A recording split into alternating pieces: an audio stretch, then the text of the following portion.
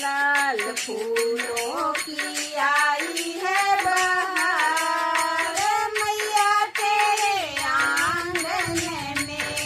लाल फूलों की आई है बहार, मैया तेरे आंगन में फूल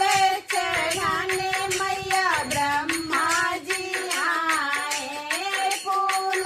चढ़ाने मैया ब्रह्मा जी आए, ब्रह्मा जी आए संग ब्रह्माणी को लाए, ब्रह्मा जी आए संग ब्रह्माणी को लाए, हंस के होके सवार मैया तेरे आंगन में, वो तो हंस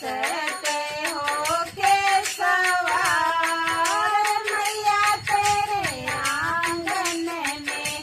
लाल फूलों की आई है बहार, मैया तेरे आंगन में लाल फूलों की आई है बहार, मैया तेरे आंगन में फूल चढ़ाने मैया विष्णु जी आए, फूल चढ़ाने मैया विष्णु जी आए,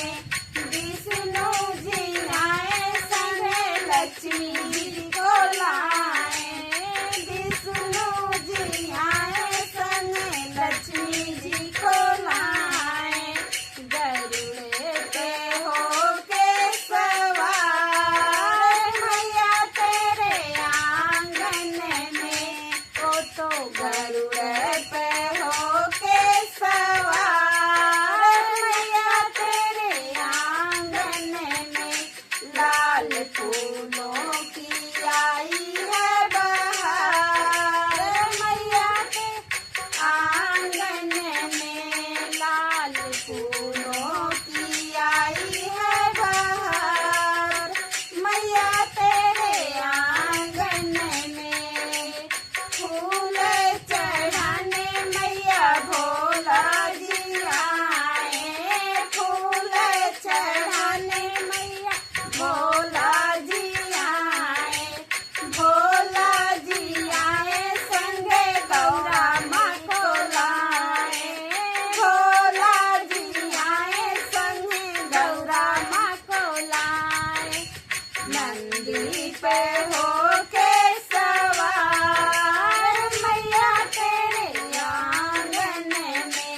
वो तो नंदी पे होके सवार मैया तेरे आंगन में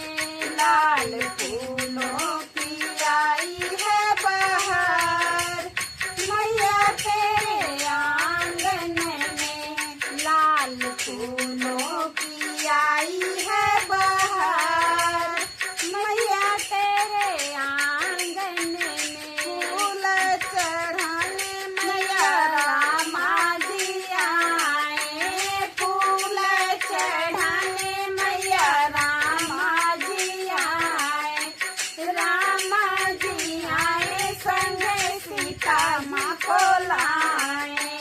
रामा जी आए संग सीता माँ को लाए,